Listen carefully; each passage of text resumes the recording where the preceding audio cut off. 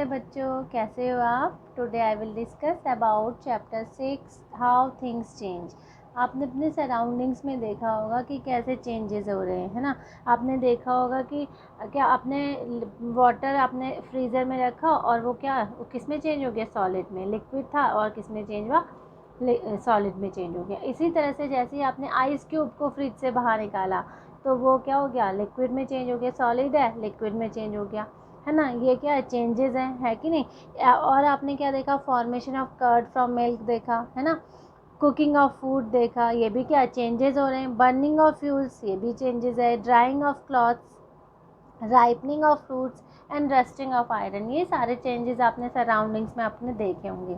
ठीक है, तो ये जो सारे चेंजेस होते हैं वो क्या है, फिजिकल या फिर केमिकल चेंज होते हैं। जो टाइप्स ऑफ चेंजेस जो होते हैं वो क्या होते हैं, 2 टाइप्स के होते हैं, physical changes and chemical changes. Physical changes में क्या होता है कि कोई भी न्यू सब्सटेंस फॉर्म नहीं होता। जब कोई भी न्यू सब्सटेंस फॉर्म नहीं हो रहा है तब हम उसको क्या कहेंगे, फिजिकल चेंज। और जो फिजिकल चेंज होता है वो टेम्पररी चेंज होता है, ठीक है, which can be easily reverse to form the original substances. ठीक है, जैसे कि आपने देखो क्या किया, लिक्विड से सॉलिड में हो गया क्या, वाटर, है ना। तो ये क्या फिजिकल चेंज है, क्योंकि उसकी प्रॉपर्टी चेंज नहीं हुई है और कोई न्यू सब्सटेंस फॉर्म नहीं हुआ। मतलब वाटर है तो वाटर ही रहा, उसकी प्रॉपर्टी सेम ही रही, है ना। इसी तरह से आपका क्या हो गया, कंडेंसेशन ऑफ स्टीम, है ना, इवेपोरेशन ऑफ वाटर, ये सब क्या है। कटिंग ऑफ क्लॉथ, क्लॉथ को आपने कटिंग किया, उसकी प्रॉपर्टी चेंज नहीं हो रही है ना, और कोई न्यू सब्सटेंस भी फॉर्म नहीं हो रहा है। और क्या, इसी तरह से आपने क्या किया, पेपर को टीयर किया, पेपर को आपने टीयर तो कर दिया, उसको आप जोड़ के दोबारा से पेपर तो नहीं बना सकते बट रिसाइकलिंग से आप उसको पेपर बना सकते हो, है ना। तो इसका मतलब कटिंग ऑफ पेपर भी क्या है, या टीयरिंग ऑफ पेपर भी क्या है, फिजिकल चेंज है ना, उसकी प्रॉपर्टी चेंज नहीं हो रही है। ठीक, इसी तरह से बहुत से आपने देखे होंगे क्या चेंजेस, ये सब क्या है, फिजिकल चेंजेस है। केमिकल चेंजेस में क्या होता है बेटा, केमिकल चेंजेस का मतलब है कि क्या, जिसमें न्यू सब्सटेंस फॉर्म हो रहा है। कोई भी न्यू सब्सटेंस फॉर्म हो रहा है, इसका मतलब वो क्या है, केमिकल चेंज है। और ये क्या होता है, परमानेंट चेंज होता है, ठीक है, which can be usually not be reverse to form the original substance. जैसे कि बर्निंग ऑफ मैग्नीशियम रिबन, ठीक है, जैसे मैग्नीशियम रिबन को बर्न किया आपने, ठीक है, मैग्नीशियम का सिंबल हमने इससे पहले वाले चैप्टर में भी पढ़ा है। तो मैग्नीशियम प्लस ऑक्सीजन, ऑक्सीजन के बिना तो बर्न कर ही नहीं सकते। तो क्या बन रहा है, मैग्नीशियम ऑक्साइड बन रहा है। क्या बन रहा है, मैग्नीशियम ऑक्साइड, ठीक है ना। मैग्नीशियम ऑक्साइड क्या है, न्यू सब्सटेंस फॉर्म हो रहा है। न्यू सब्सटेंस फॉर्म हो रहा है तो इसका मतलब ये क्या है, केमिकल चेंज है, ठीक है ना। और ये कौन सी रिएक्शन है, कॉम्बिनेशन रिएक्शन। कॉम्बिनेशन रिएक्शन का मतलब है कि जब 2 या 3 सब्सटेंस क्या होंगे, केमिकली चेंज होके क्या बनाते हैं, एक वन प्रोडक्ट फॉर्म करते हैं, ठीक है, एक ही प्रोडक्ट बनता है। 2 सब्सटेंस क्या हो रहे हैं, कंबाइन हो रहे हैं। कॉम्बिनेशन रिएक्शन मतलब कंबाइन होना, तब वो क्या कहलाती है, कॉम्बिनेशन रिएक्शन। तो ये भी क्या है, एक एग्जांपल है कॉम्बिनेशन रिएक्शन का, ठीक है। और आपने इस क्या मैग्नीशियम ऑक्साइड को क्या किया, वाटर में मिक्स कर दिया, वाटर में सॉल्युबल करा, तो क्या बनता है, मैग्नीशियम हाइड्रोक्साइड। मैग्नीशियम ऑक्साइड को वाटर में मिक्स करा तो क्या बन रहा है, मैग्नीशियम हाइड्रोक्साइड।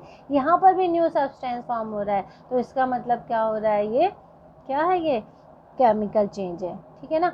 मतलब ये कुछ भी बर्न हो रहा है तो वो क्या होता है, केमिकल चेंज है ना। जैसे कि आपने क्या किया, एक कैंडल को क्या किया, बर्न किया, कैंडल को जलाया, कैंडल को जलाया तो मेल्टिंग ऑफ वैक्स जो है वो क्या है, फिजिकल चेंज है, बट बर्निंग ऑफ कैंडल क्या है, केमिकल चेंज है, ठीक है। मतलब कि इसमें दोनों ही चेंज हो रहे हैं। इसी तरह से reaction between baking soda and vinegar, ये भी क्या है, केमिकल चेंज है। जैसे कि सोडियम हाइड्रोजन कार्बोनेट क्या है, बेकिंग सोडा, ठीक है। इसकी रिएक्शन आपने किससे करवाई, एसिटिक एसिड से, जैसे विनेगर से करवाई, तो क्या बनता है, सोडियम एसीटेट बनता है, कार्बन डाइऑक्साइड बनता है और वाटर बनता है, ठीक है। तो ये भी क्या है, न्यू सब्सटेंस फॉर्म हो रहे हैं ना। जहाँ पर भी न्यू सब्सटेंस फॉर्म होंगे तो इसका मतलब वो क्या है, केमिकल चेंज है।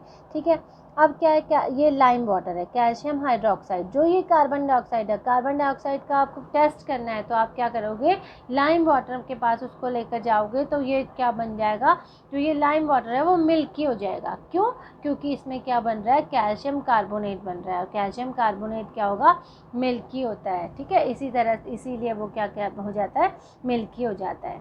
ठीक है, और क्या बन रहा है, हाइड्रोजन, वो सॉरी क्या, वाटर। ठीक है ना। नेक्स्ट है reaction between copper sulphate solution and iron. ठीक है, कॉपर सल्फेट सॉल्यूशन आपने क्या करा, आपने बेटा अगर एक्सपेरिमेंट करोगे तो आपने कॉपर सल्फेट सॉल्यूशन जो होता है, कॉपर सल्फेट कौन से कलर का होता है, ब्लू कलर का, और आपने इसमें एक आयरन नेल डाल दी। ठीक है, आयरन नेल ग्रे कलर की होती है। तो आप कुछ टाइम बाद देखोगे कि वो क्या हो जाता है, चेंज हो जाता है। ये क्या हो जाएगा, आयरन सल्फेट सॉल्यूशन बन जाएगा और ये ग्रीन कलर का हो जाएगा, और जो कॉपर होता है वो सारा का सारा किस में इकट्ठा हो जाएगा, आयरन नेल में। ठीक है, तो brown deposit of copper on iron nail, और ये इस तरह की कलर हो जाएगा। ठीक है, तो ये एक्सपेरिमेंट होता है। ये एक्सपेरिमेंट कैसे होगा, क्योंकि जो कॉपर सल्फेट सॉल्यूशन है वो किससे रिएक्ट कर देगा, आयरन से रिएक्ट करेगा। कॉपर सल्फेट सॉल्यूशन का कलर जो होता है वो ब्लू कलर का होता है, और आयरन का आपको पता ही है ग्रे कलर का होता है। जो ये दोनों रिएक्शन होगी इन दोनों के बीच में, तो ये क्या बना देता है, FeSO4। ठीक है, और क्या किसको हटा देता है, कॉपर को। ये हमने पहले चैप्टर में भी पढ़ा है। ठीक है, तो कॉपर सल्फेट सॉल्यूशन क्या करेगा, ये क्या होता है, ये क्या है, किसका एग्जांपल है, डिस्प्लेसमेंट रिएक्शन का। ठीक है, दो सॉल्यूशन होते हैं, दो सॉल्यूशन है तो वो क्या, वो एक सॉल्यूशन है और ये क्या कर रहा है, जो मोस्ट रिएक्टिव मेटल है वो क्या कर देगा, लीस्ट रिएक्टिव मेटल को डिस्प्लेस कर देता है। ठीक है, ये क्या है, मोर रिएक्टिव मेटल है। ठीक है, तो ये क्या कर देगा, इसको एक घूंसा मारेगा और कहेगा मैं यहाँ पर आ रहा हूँ। ठीक है, और जब घूंसा मार के इसको हटा देगा, लीस्ट रिएक्टिव मेटल को क्या कर देगा, हटा देता है और अपने आप उसकी जगह ले लेता है, और क्या बन जाता है, FeSO4 बन जाता है। ठीक है, इसी तरह से रस्टिंग ऑफ आयरन आपने देखा होगा कि घर में मम्मा ने कभी आयरन का कोई यूटेंसिल है, आयरन की कढ़ाई है या आयरन का आपका तवा हो, तो वो क्या है, मम्मा ने वो धो के रखा, और उसमें क्या आप कुछ टाइम बाद देखोगे, क्योंकि क्या होता है, एटमॉस्फेयर में ऑक्सीजन भी होती है और क्या होता है, वाटर वेपर्स भी होती है, एयर भी होती है, मॉइस्चर होता है ना। तो रस्टिंग के लिए क्या कंपलसरी है, एक तो ऑक्सीजन और एक क्या, वाटर या फिर मॉइस्चर। तो वो क्या करता है, आयरन जो होता है, आयरन किससे, वाटर और वो ऑक्सीजन एंड वाटर से क्या करता है, रिएक्शन करके क्या बना देता है, आयरन ऑक्साइड बना देता है। और ये जो ब्राउन कलर की लेयर होती है, ये क्या होती है, आयरन ऑक्साइड की लेयर होती है, और ये क्या कहलाता है, रस्ट। ठीक है, तो ये भी क्या है, आपका कॉम्बिनेशन रिएक्शन का एग्जाम्पल है। मतलब कि क्या है, तीन सब्सटेंस है। ठीक है, तीन सब्सटेंस जो होते हैं कंबाइन होके क्या बना रहे हैं, एक ही सब्सटेंस बना रहे हैं, न्यू सब्सटेंस फॉर्म हो रहा है, तो केमिकल चेंज है। और ये कौन सी रिएक्शन का एग्जांपल है, कॉम्बिनेशन रिएक्शन का। तो आपने देखा होगा कि क्या आपके ये जो यूटेंसिल्स है वो मम्मा ने धो के रखे, तो उसमें क्या ब्राउन कलर की लेयर जम जाती है, वो ब्राउन कलर की लेयर किसकी होती है, आयरन ऑक्साइड की होती है। ठीक है, और ये इस क्या कहलाता है, रस्ट कहलाता है, जिसको कि आपने घर में सुना भी होगा कि जंग लग गया है ना। इससे बहुत सारे जो आयरन के जो ब्रेजेस हैं, ये क्या होते हैं, बहुत सारे डैमेजेस हो जाते हैं। ठीक है, हाँ बेटा, रस्टिंग से क्या हो जाता है, डैमेज हो जाते हैं। ठीक है, ऑब्जेक्ट्स। तो आप देखो कैसे जो भी आयरन ऑब्जेक्ट्स होते हैं वो कुछ दिनों बाद क्या होता है, ख़राब होने लगते हैं, है ना। तो हम उसको जैसे कि क्या, आयरन के जो भी ऑब्जेक्ट्स होते हैं, या तो फिर ब्रीजेज हो गया, ट्रक्स हो गए, बसेस हो गए, ये सब क्या, उसमें क्या करते हैं, ये सारे आर्टिकल जो होते हैं वो किससे बने होते हैं, आयरन के होते हैं। तो उनको प्रिवेंट करना पड़ता है ना, रस्टिंग ऑफ आयरन के। अगर रस्टिंग होगी तो वो डैमेज हो जाएंगे, तो वो क्या होंगे, फिर हमारे लिए क्या ज़्यादा जल्दी ख़राब होंगे, है ना। तो उसको प्रिवेंट करने के लिए क्या करते हैं, हम उसमें पेंटिंग कर लेते हैं, है ना। या फिर क्या करते हैं, rusting of iron can be prevented by applying grease और ऑयल। ठीक है, rusting of iron can be prevented by galvanization की जो प्रोसेस होती है वो क्या होती है, the process of depositing a thin layer of zinc metal on iron object is called galvanization. ठीक है, जिंक की लेयर उसमें चढ़ा देते हैं, तो उसमें क्या होगा, रस्ट नहीं लगेगा तो क्या होगा, वो ख़राब नहीं होगा। ठीक है, iron is coated with chromium to prevent rusting. ठीक है। तो this is called chrome plating, और इसको क्या कहते हैं, क्रोम प्लेटिंग। तो उसमें आयरन के ऑब्जेक्ट में क्या कर देते हैं, क्रोमियम मेटल जो होता है वो resistant to the action of air and moisture, तो उसकी लेयर अगर हम इसमें चढ़ा देंगे तब भी वो क्या हो जाएगा, प्रिवेंट हो जाएगा।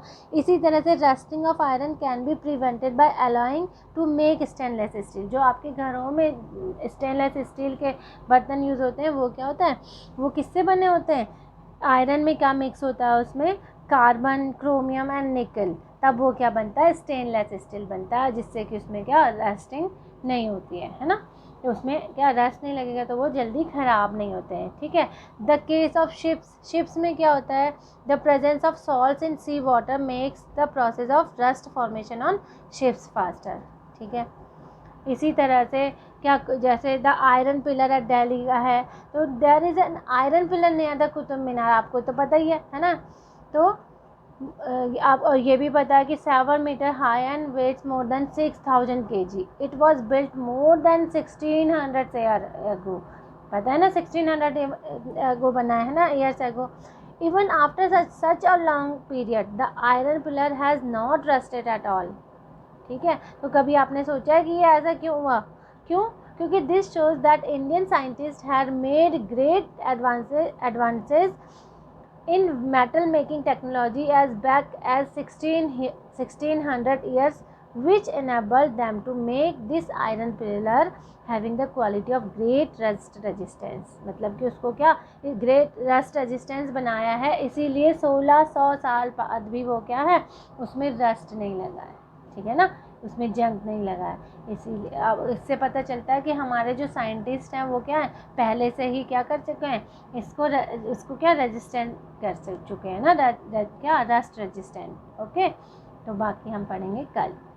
बच्चों, अगर आपको कोई चैप्टर डिफ़िकल्ट लग रहा है तो वो आप कमेंट करके मुझे बता सकते हो, तो नेक्स्ट वीडियो में उसी चैप्टर को एक्सप्लेन कर लूँगी। ठीक है, समझ में आया?